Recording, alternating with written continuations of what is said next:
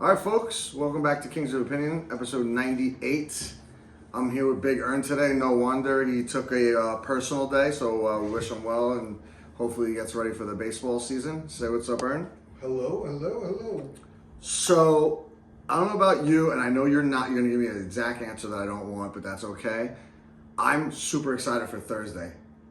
With spring training finally over, everyone else, knock on wood, is finally, it's here. The rosters are set. I don't have to worry about anything else for at least a couple days. No more listening to all the talk and nonsense and crying about the injuries. Exactly, dude. Exactly. Even though there wasn't any significant injury news, because we kind of figured he was going to start on the IL, which is Clark Schmidt. Yeah. But we kind of figured they're just doing that to ramp up his pitches. So he should be on the team within the 2 weeks. So I'm not really too worried about that unless something happens, and then we'll worry about that day when it comes. But I'm just excited for opening day. I am a little upset that it's a 3 o'clock game. I know they do that for opening day, but I really wish it was maybe 4 o'clock, Because I get it. It's still a little chilly, so you want to have it in the middle of the afternoon. While the sun's still out, I guess.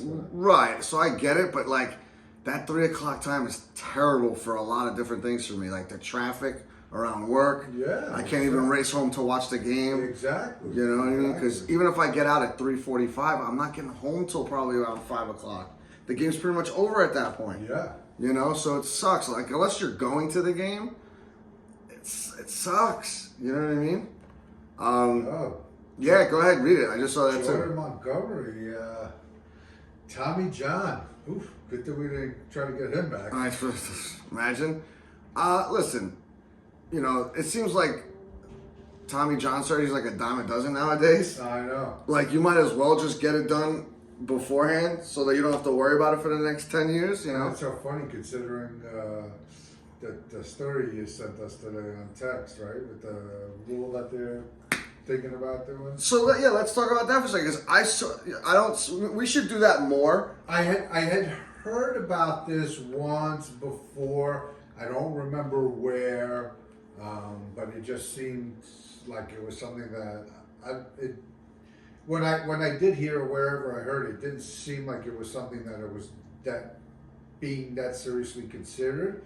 But according to this, it made it seem like it's being considered. Yeah, I think it's a terrible idea, to be honest with you. I don't think there should be limits on when you could take a pitcher out, besides the bullpen aspect of it, because I guess that kind of works out. You got to face at least the minimum 3 batters and this, that, and the other. But for a starting pitcher, what was it? They have to go at least 6 innings.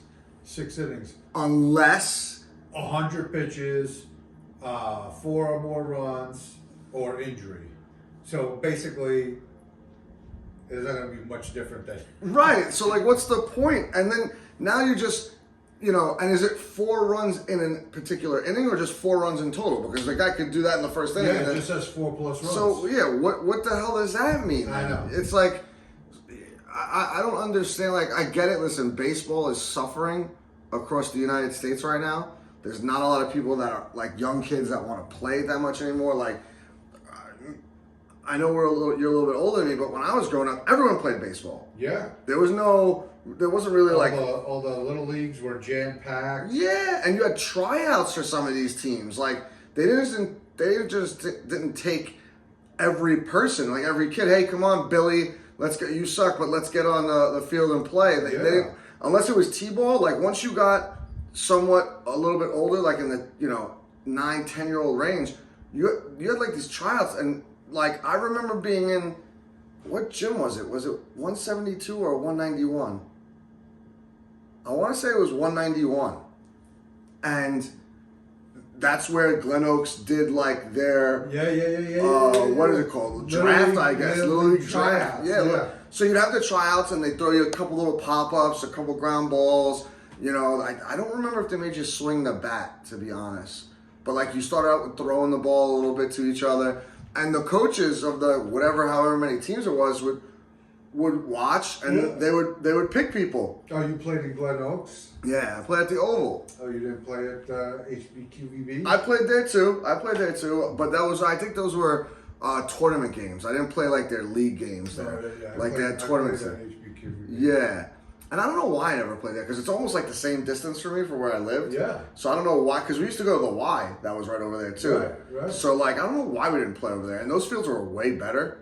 Sure. You know, so many of them. Right. And like they're just well kept. Like, I mean, maybe the Oval, I don't know, maybe the Oval was well kept back then, but now you look at it, it's like a ghost that, like, I don't even see kids playing on there anymore. And I can't believe it's still there, to be quite honest with you, because that's got to be a pretty valuable piece of property. You would have thought somebody wanted to put an apartment complex there or something at some point. That's a nice piece of prime You could there. get a lot of apartments right there, even if, because that's Glen Oaks, right? So even if Glen Oaks bought that over, because I guess it's a park, so it's a city park, right? Well, that's the thing. I'm assuming that those places, the Preller, that must be like either city or state-owned property, and that's why. Yeah, of course. But imagine you could probably that'll be a nice little cul-de-sac with maybe 20, 30 apartments in that thing. Put a huge building there with parking and everything. Yeah, but anyway, I digress. But yeah, that's what I remember doing. And now baseball, I get tying it back into the major leagues. They're trying to get the young kids excited about baseball again, and I guess make the games shorter but more fun at the same time, and this, that, and the other. But they're swinging and missing a lot of the times. You know what I mean? So I don't know. Like, I don't think that should even be voted on or whatever, or put into place, or however they deal with it. But that's just a terrible idea. You know, I don't know, terrible. Yep. But yeah, back to the Yankees and the Mets. Did you see the Yankees played the Mets yesterday? I didn't see, but I heard some stuff on the radio about it. Yankees were winning, and then I guess it was Nimmo. Like, how's Nimmo still playing in the ninth inning of the last spring season game? And he hit a home run to tie the game. Yeah. And then one of the at-bats, I guess the Yankee fans infiltrated Met Stadium over there in Point St. Lucie, and they were booing Soto. Listen, all that's fun. The interleague games with the Mets will be fun this year. Maybe the Yankees could win a couple of those games, unlike last year. But other than that, I'm not one of those Yankee fans that even care about what the Mets are doing unless we see them in the World Series. I don't pay them any mind at all. There's other people out there that like to do that and pay attention to what we're doing. I think the Yankees have a lot of work to do. Do you see that Austin Wells is going to be leading off on Thursday? Yeah. First Yankee catcher ever in history to lead off the opening day game for the Yankees. I mean, he's having a good spring, right? He's having a great spring. Putting up some good numbers, and I think at least the last game that I heard a couple of seconds of, he led off, right? Yeah, he's been leading off for like a couple weeks now. Okay. So that's pretty, standard now. I think the only time he's not going to be leading off is when I think it's a lefty on the mound, and I guess Paul Goldschmidt will do that. The Yankees, I don't understand how the Yankees can never find a leadoff man the last bunch of years. I mean, I don't. Is it what I would have thought was the best choice? Probably not, but I get it because I think it does offer some protection for Soto, because I'm assuming Soto's going to be batting second, right? Judge, yeah. Sorry, Judge. Yeah. So it still does offer some protection to Judge, because obviously Wells is going to have some pop in his bat, and I just think he's going to be. I think he's going to be a very good player. I think he's going to. He looks like he's got the makings to be, another Posada. Like, there's no reason why he should be another Jorge Posada. Yeah. It just depends whether or not he come up clutch like Jorge Posada did, in those days. And I actually would like to see him mature into a number 3 hitter and protect Judge eventually moving forward, since you can't really count on Stanton. But I get why they're not going to put Volpe up there again, or Jazz, because Jazz looks like he strikes out a lot. Right. So that would be the exact opposite of what you want. And it just looked like for Volpe, it was just too much for him right now. Like, let him bat ninth. I remember back in the days when Brett Gardner first came up, they had him batting ninth, and they're like, he's essentially the second leadoff hitter, which I like. I don't mind it. There's not saying that, you know, in another year or two that, well, we can't be the leadoff hitter. It's just, I'm just glad they're not doing Judge as the leadoff hitter, because he would have gotten walked 150 times this year. Yeah, it would be almost like the 2023 season when he was out hurt, and then he came back and was the leadoff guy, and they basically just walked him, and they were daring the next guy up to beat them, and we just didn't have that kind of team. Right. I think this team could be good. I think this team could win like over 90 games. Like, I think their thing is 94 and a half. I think that was before these other guys got hurt, so it might be lowered now. Oh, yeah. I'm curious to see what Yeah, I don't know. But to be honest, at this point, if Judge gets hurt, they're in a world of trouble. They got to protect that guy with like bubble wrap everywhere he goes. Like, you know, he's got to play right field. They got to give him like rest days at DH or whatever. So if he can play most of this season, meaning like he doesn't spend more than 2 weeks on an IL, knock on wood, or anything like that, or not at all, just gets days off every week, a day off every week. Yeah. I think the Yankees will win 90-something games. They just got to weather this pitching storm a little bit. Their rotation is still pretty decent in comparison. Like they're no longer a top 10 rotation like they were before these guys went down. But, you know, I was watching some of these guys, and once Clark Schmidt gets in there, I'm confident with Clark Schmidt. His only problem is if he can stay healthy. I think Max Fried will step right up to be our ace. You got Rodon too. He's always shaky, but you know they're saying he's been looking a lot better. I don't know if it's because he started to grow his beard back, but whatever. To each his own. You know. Who else do we got? Marcus Stroman will give you innings. He's going to be up and down, but you know, as far as the season goes, we just got to get it to June so that when Heel comes back, hopefully he gets going and does what he did last year, and I think we'll be okay. I don't mind our rotation going in without Cole. I mean, it sucks that you're not going to have, he's a bulldog, and you're not going to have him this year, but, you know, the good thing about Cashman is if they need something at the trade deadline, he's going to go try and get it. So I'm not really too worried about that. It's really just, can they out-hit most of the American League teams? Well, I mean, everyone you hear is, you know, the National League is the far superior league, so maybe that'll work out in our favor. Who knows? I mean, I guess we'll take it if it does. So yeah, they've been saying that for the last, I think, 2 years. 2 years ago, I didn't agree with it. Last year, I'll give it to them because, you know, all those teams that made the playoffs had 90-something wins, basically. So, you know, it's a little bit, the National League was a harder division last year. This year, I guess we're going to see at some point because, I mean, a lot of teams made a lot of big improvements. Like the AL East is going to be a beast again because every team in the AL East could be good. Yeah, I mean, that's why I never understood, but I guess the majority of what they're talking about is the rest of the AL, because you know the East is going to be a dogfight no matter what. Yeah, and Boston made improvements.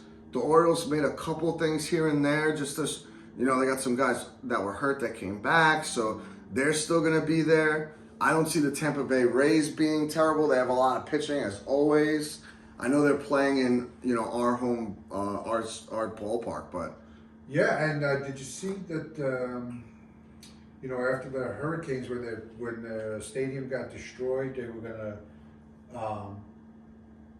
well, I think it was actually before that, it was announced that they were going to get the funding to build a new stadium. Mm-hmm.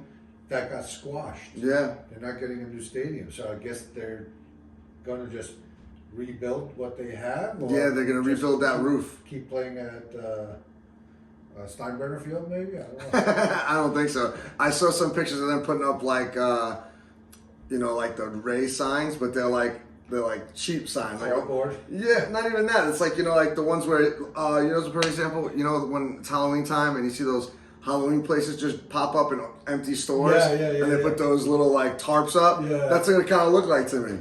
But listen, they don't have a lot of fans anyway down there, so that stadium holds about 9,000 people. That's perfect for them. Like, I get it, they're gonna want a bigger ballpark, but obviously the Hurricane took it out. They're not drawing more than that anyways. They're not even close to that half the time. So what does it matter? At least now they'll fill it. You know what? This actually is a blessing for them. I don't know how much money they'll make out of it, but I think when we talked about this earlier after the hurricane, I think they were paying the Yankees $15 million to use the stadium. But if they sell out, they'll probably make more money playing there than they would have in Tampa. You know? It's possible. Because people might want to go to the Steinbrenner Field because it's smaller, and almost every seat there is probably a good seat to watch the game. You know what I mean? Yeah, sure. So, sure. They could actually be okay there. And then you got the Oakland A's out in Sacramento in their AAA ballpark because they're waiting for their stadium to be built. So that's a whole nother issue, and that's not going to happen for 3 years. So they'll be in Sacramento for 3 years. But I think the Central in the American League is going to be, as usual, a very tight race, and it's going to be 4 teams. All those teams made a bunch of moves this year. Right, but are they going to be a 4-team race with subpar records? Or, I mean, I don't remember what they were last year, but, that's all you ever hear is the National League is far superior, the American League sucks, blah, blah, blah. I don't know. I mean, to me, if no one's winning 100 games, that means it's all close, and they're all close in the standings. It means it's a dogfight all year. That means you're struggling to win games, or you're winning games and you're not getting lucky, but like you're winning these close games or you're beating up on each other. So like you're basically almost like dead even. That means your guys got to be somewhat good because you're not going to be like the White Sox, for example, or the Marlins, where you're going to win 60 games and you're going to lose 100 games. Now, if you have more of those teams that wind up finishing with 90, 100 losses in the American League, then yeah, it's a lot watered down. But if you got all these teams that are 86, 87, 88 wins, that means it's competitive baseball. Right, they're beating up on each other. Right. And that's how it kind of should be. You know what I mean? But if you have the Dodgers win 115 games and the Braves win 100 games, that means you're going to have a couple teams that are going to be pretty shitty on the other side of the spectrum. You know what I mean? Right. So what translates to a better league? Yeah, I guess it's just preference. Like I wish I could pull up the stats from last year to see the overall stuff, but I really don't care about it right now. I wanted to give my picks. You ready for my predictions of the Sure. division leaders? Sure. All right, so this is partially with my heart because this could go totally south, but I still think the Yankees could win the AL East. Definitely. Yeah, something else crazy happens, like I said before, then no, but I'm going to stick with the Yankees. In the Central, I'm going to go with the Royals. The Royals just got the guy from the Reds, India. Yeah, I think the Royals are going to be the top of that division for the next bunch of years. It could possibly be. The only trick would be the Tigers because they have a really good rotation, and our boy Glaber's over there. Yeah. And they got some young studs that know how to hit too. That's how they came on strong at the end of last year. Speaking of Glaber, he's having a pretty good spring over there too. Is he? Yeah, when they played, didn't they play the Yankees recently? Yeah, it's probably end of last week or something like that. And I heard he came up for his first at bat. He had like 3 home runs, 11, 12 RBIs this spring. Good for him. Good for him. Yeah, I forgot about the Tigers. That division is gonna. You're right. That's gonna be a tight division for a bunch of years. And the Guardians are always pesky. Right. You know what I mean? Yeah. The Twins are usually somewhat there too. So the problem with the AL Central is they're all small market ball clubs for the most part. So they can only do so much. So they stay competitive within their division. So they play a lot of games in that division. Yeah. It depends what team is going to beat up on those other teams. You know what I mean? Where like you have the AL East, you got 4 teams that spend money. You got the Orioles, the Red Sox, the Yankees, and even the Blue Jays. The problem with the Blue Jays is they want to spend the money, but no one wants to take their money. Right. So we'll see what. And if the Blue Jays have a down year, that team is probably going to get gutted next year, for sure. I mean, I think it's a done deal. I think that Vlad Jr.'s gone. Yeah. But the only way he's not gone is they got to have a really good year this year, which I don't necessarily know if that's going to happen. Right, because they always falter. They were expecting that last year, and it didn't pan out. And the year before, every time that they got a good rotation, something always winds up happening. Guys get hurt or whatever it is, and whatever. And then you got the AL West. See, the West intrigues me this year. This was a tough one for me. I had to dig into this one a little bit because the Mariners might have the best rotation in all of the American League right now.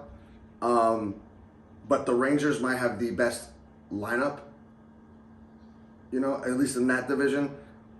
It could be argued that other lineups might be a tad better. And then you got the Astros that are always there. Yeah. And the Athletics made a bunch of moves over the offseason. And they got a nice little group of young guys that just came up last year that are now going to be full-time guys this year, that I wouldn't be surprised if you saw the A's in the playoffs this year. So with that being said, I'm going to take the Rangers to be the AL West. And then, do you want to talk potential wild cards? You want to put me on the spot for that?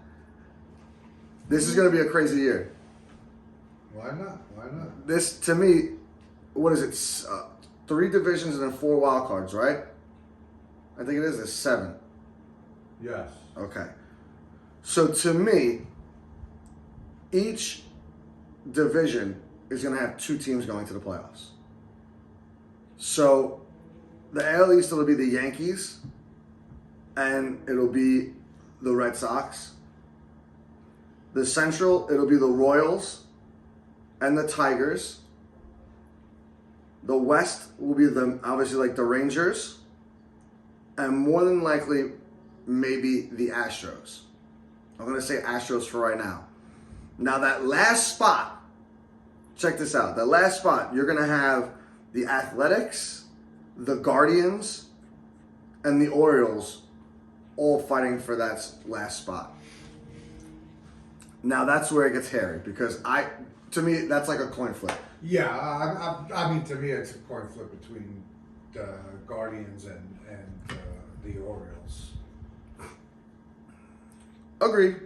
But I wouldn't be surprised if I saw the Athletics. Maybe a slight edge to the Guardians. Maybe, because they do it more often than not. Yeah. But the Orioles did. But the Orioles, yeah. The last 2 years made the playoffs. So, if I had to just coin flip it. Yeah, you're right. Maybe I might lean towards the Orioles. Yeah, I would lean towards the Orioles myself. My dark horse in all this, on paper, is the Athletics for some weird reason. They signed Severino. They did a bunch of different things. You're going away from your Orioles. Yeah, no, I agree with you that if I had a coin flip between them and the Guardians. Last year, or was it 2 years ago that was your dark horse? The Orioles. No, it might have been last year. Yeah. But my dark horse this year is Athletics. I was reading up a lot about them over the last couple days. So they can make things interesting for us. Could be like a Moneyball season. Yeah, they could make it interesting. I'm not gonna lie. It could be very interesting. One of those Moneyball seasons with the 20 game win streak. Yeah, or they get hot at the right time, just like Detroit did last year, and they sneak in the last day or two before the regular season ends. But the American League is gonna be tough this year. There's a lot of teams that did a lot of big different things. We'll see who comes out on top. But that was the American League. Now we're going to the National League, and I'll save the NL East for last. Okay. Only because we're going to talk about a few of those teams. So right now I'm going with the Central. It's hard to pick against the Brewers because they've been the division champs the last bunch of years. So I'm going to stick with the Brewers right now. But my eyes are going to be peeled on the Reds and the Cubs. Because the Cubs especially, they made a lot of moves in the offseason. So that, those two guys could be wild card teams. We go to the West, and we got the obviously the Dodgers. They're already leading the division right now. They're 2-0 from the Tokyo series. So they got a little bit of a leg up right now. So that's easier. But, that's another stacked division too. You got the Diamondbacks, the Padres, and the Giants. So going back to what I just did with the AL, and I'll start. Oh, so let me go to the NL East. I'm going to just pick the Braves. The Braves are always, top notch over there. It's really easy. It's not going to be the Soto Mets. No, it's not. It's not. All the Met fans would like it to be, but it's not. The Braves, for whatever reason, and they just signed somebody else too. Like, Doogie. Did we talk about that last week? I think we did, right? No, we talked about how nobody's even offering him anything. Well, he got an offer and he took it from the Braves. 1 year, $1.5 million. Wow. Can you believe that? And then it came out that he never got any offers, but apparently the Pirates gave him an offer in the beginning of the offseason, and it was a 1 year, $8 million deal. And I guess he turned it down or whatever, and he never got another offer again. And did I hear right? Is Terry Francona the manager of the Pirates now? I don't know. Because I don't think so. I thought he was a manager of the Reds. But I could have sworn I heard them say... I thought he was done with baseball after he left the Guardians. But either which way, so I think the Diamondbacks missing the playoffs last year, they make the playoffs. The Giants or the Padres, I don't think wind up making the playoffs this year. And then you got the Central. I'm going to say the Cubbies make the playoffs. And then obviously you're going to have the two other NL East teams, the Mets and the Phillies, making the playoffs. They're going to all beat up on each other, but it's going to basically be three teams from the NL East wind up making the playoffs. I would say the Phillies are going to be ahead of the Mets. I think the Phillies get the 4th spot. The Mets wind up probably getting the 6th spot, with the Diamondbacks getting the 5th spot. And then the Cubbies get the 7th spot. And they wind up making the playoffs. Not going to pick who beats who and whatever. You're probably going to have one 100-win team. It's going to be the Dodgers. I don't think anyone else is going to get too close. And yeah, that's pretty much all I got. Those are my picks. I mean, yeah. It's tough. It's tough to pick baseball sometimes because so many things can go wrong, and one important guy goes down, and you could have an awful season. That's the thing, right? Because on paper, right, when you think about it, and just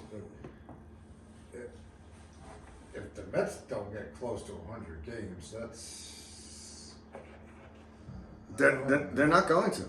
I don't think they are. I think I don't know what their over-under was.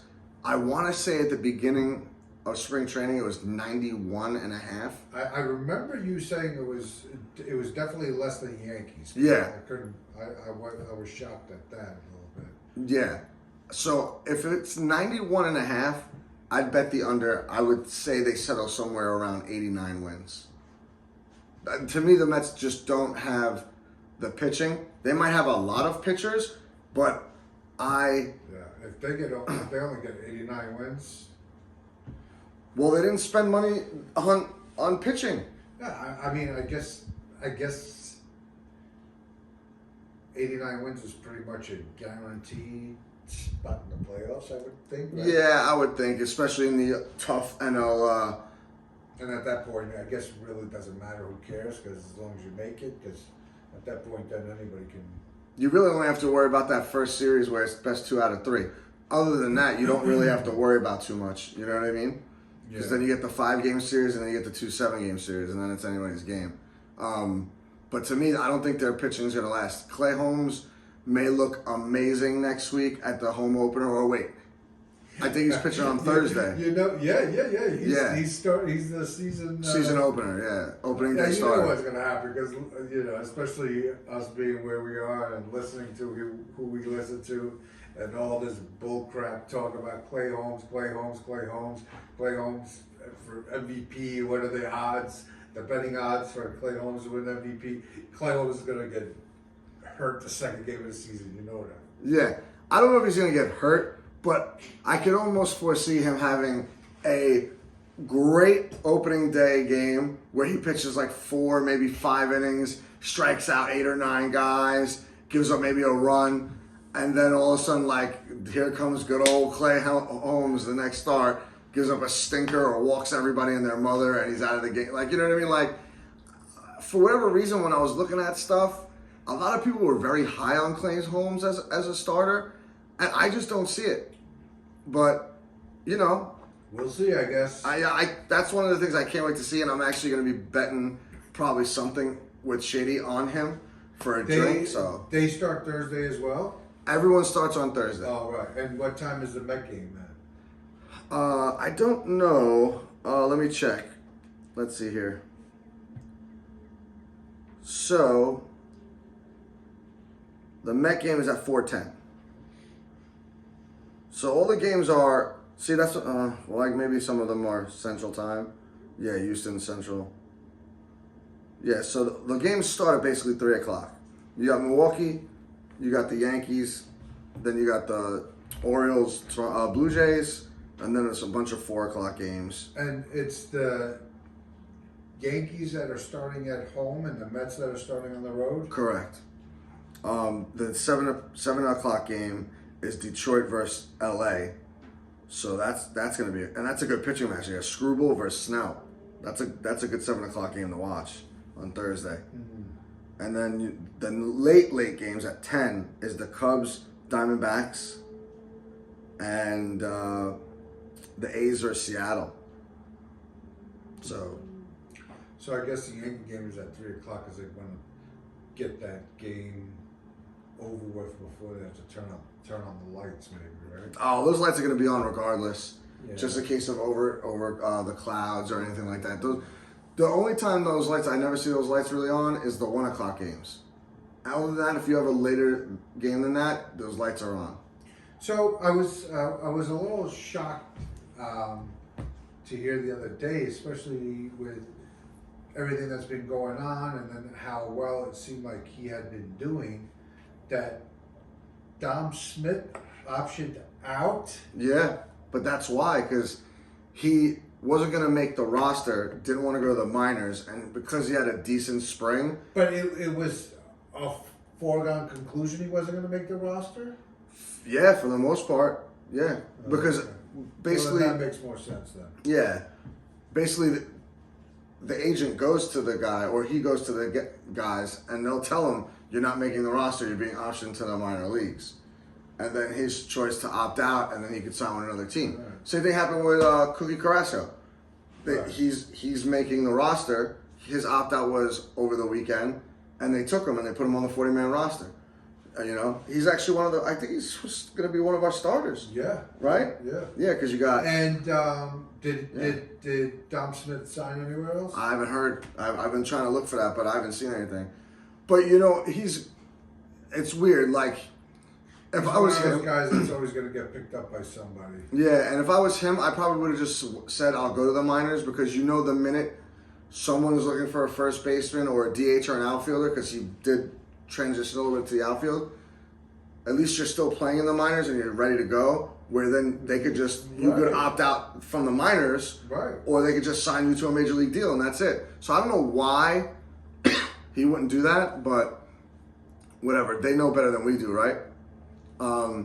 Did you see the video on the new Yankees backup catcher?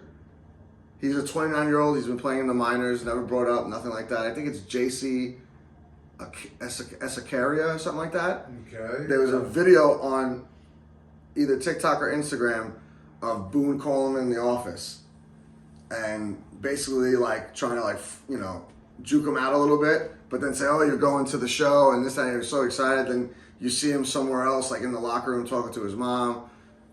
So he's going to be the backup catcher for the Yankees. And what's, I guess, a good or bad problem to have is we could have 3 decent catchers on our roster, because you still also got Ben Rice too, who is a catcher as well.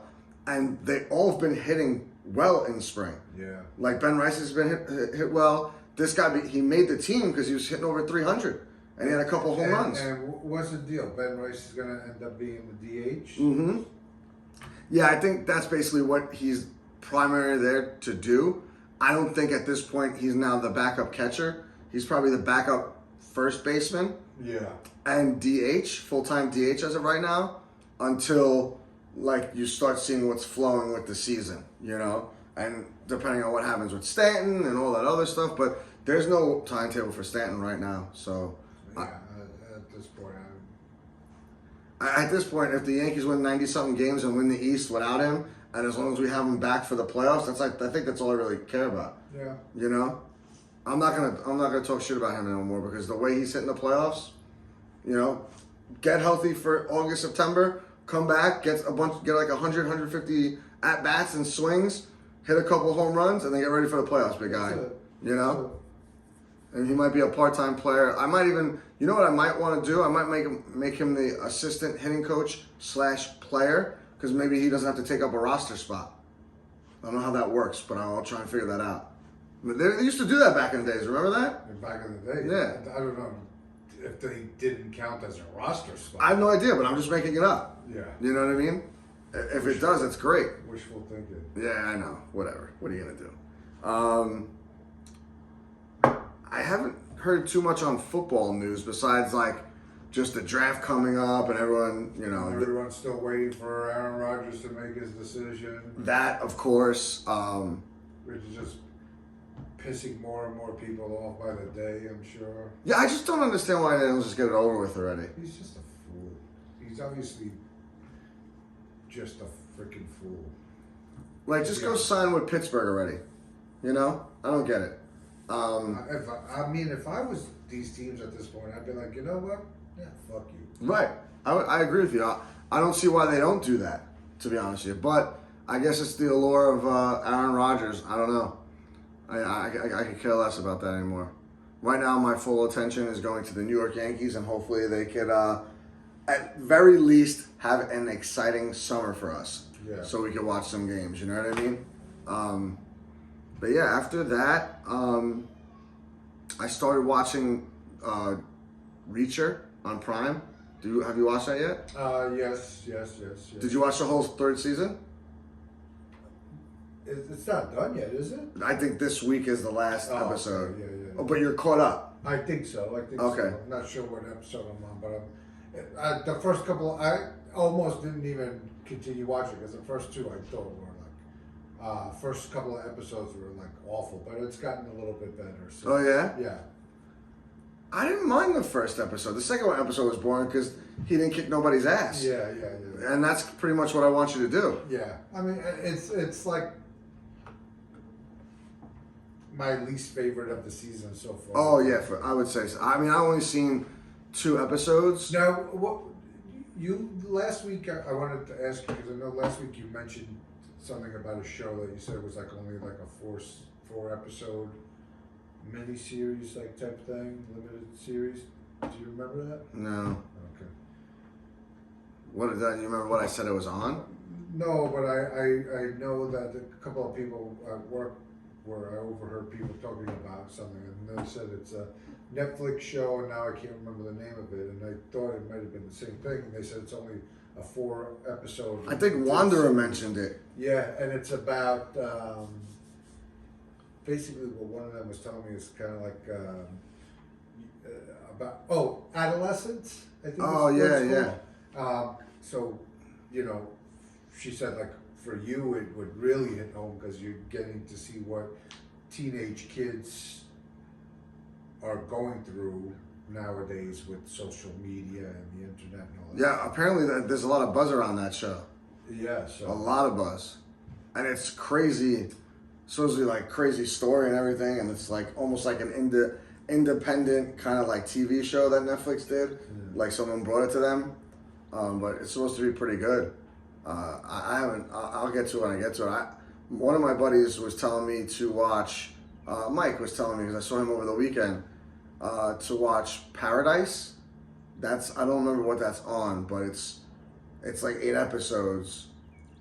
He said it was really good. He didn't want to ruin it for me, but he says the beginning starts off a little. What did he say? The beginning? No, the beginning is crazy, and then it tails off a little bit at the end, but it was still a really good show. That, and there's a thing on Prime called mrbeast. Have you heard of that guy? He's like a big social media guy. Yeah. He does his own show on Prime, but it's like a game show. Yeah. Supposedly it's really crazy. Like I at my sister's house one weekend where the kids were all together and stuff. They had it on once for a couple of minutes, but we didn't really focus. Yeah, I mean, this guy is, first of all, he's just uber rich, and he just does these crazy things where he's literally giving away his own money, you know? Yeah. So, yeah. But like this is more like a game show. I know on social media he normally does like these little like things like you could have what's in this box, or you could take the 10 grand right now. Yeah. And then whatever. This is like a game show concept off, I guess, that where like the way Mike was telling me is like they put you in, there's 1,000 people and they put you in rows of 50. It's like all crazy things. Yeah. Like I saw, because basically what it is it's from what I remember, it's teams. Yeah. Right? And I guess the last team standing, they get $5 million or something like that, right? Yeah. And the show started off with the first scene of the first episode was he took one person from each of the teams, put them like in a separate space or room or whatever, and said, we'll offer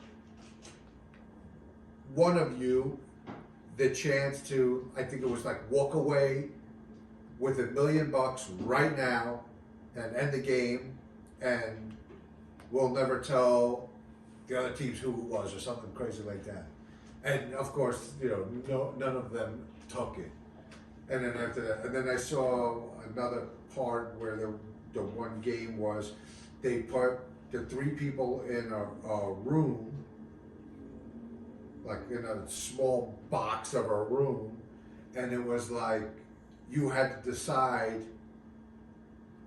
which person was gonna get kicked off. Right.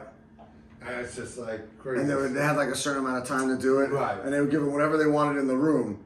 Mike was telling me about that. And yeah, because they could play like games, Yeah. and whoever lost would be the one to. Right. So I'm gonna try watching those 2 shows next, right after I finish Teen Wolf. This is never ending, dude. This is the never ending show. And it's not even like, I don't know, it's not even like that crazy of like that many seasons. I mean, there's 6 seasons, but 3 of them are super So long. long. And it's like, oh my God, just kill everybody already. And they're not, you know, 20-minute episodes either. No, they're like 45 minutes and then with commercials, and it's just like, enough already. And the only thing I want to do is get to the movie because I want to see what the movie does at the end. What? I forgot you told me about that. Yeah, you got to watch the movie. It came out like 2 years ago. I gotta look that up. So they must have had some cult following that wanted this movie so bad that because all the original people come back, and I don't know any. I refuse to, after waiting this long to watching the shows and then finding out like a couple weeks ago they have a movie. I refuse to read anything about the movie and ruin it for me. Yeah, I forgot that you mentioned that. But where are you at this point? I'm on the last season. I'm like a couple episodes in. I think I'm on like season 4, episode 4 of season 6.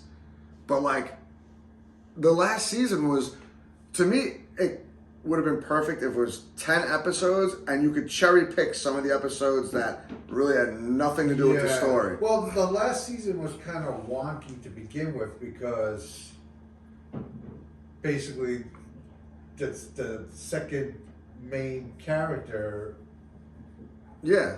wasn't there, and it was weird because I looked it up, and I guess I had maybe seen it with my kids many years ago, and I don't remember it, but that kid ended up getting pretty big, and the reason why he wasn't in the last season, because I looked it up, I'm like, how is it that he's basically, the second or third main character?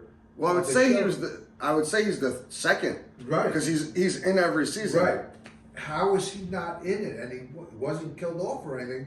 So when I looked it up, it's because he was the star of The Maze Runner. Yes. And he had to make that movie, so he couldn't do it. And he also got injured in season 5 and was dealing with an injury that he was recovering from. Really? Or dealing with an injury from the movie of The Maze Runner, something like that. But yeah. It was basically because of the Maze Runner. Yeah, well, that makes sense because I'm already at that part where he disappeared. Yeah. And then I'm just like, all right, whatever. And, from last season, I'm kind of like, every year they do it, and every show kind of does this. So I don't blame them for following the same script. It's almost like when sports teams try to emulate the Patriots or the Dodgers or whatever, try to do the same thing as they do. But every year there's a new character. It winds up either being a good guy or a bad guy. But these last two, I can only assume season 6 is going to be crazy with a lot more different things running around already.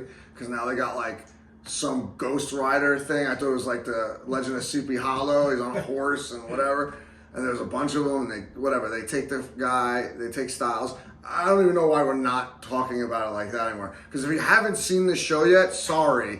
It's been out for forever. 20 years. It's like, talking about Shawshank Redemption. If you haven't seen it, get a jailbroken Fire Stick and watch it tonight.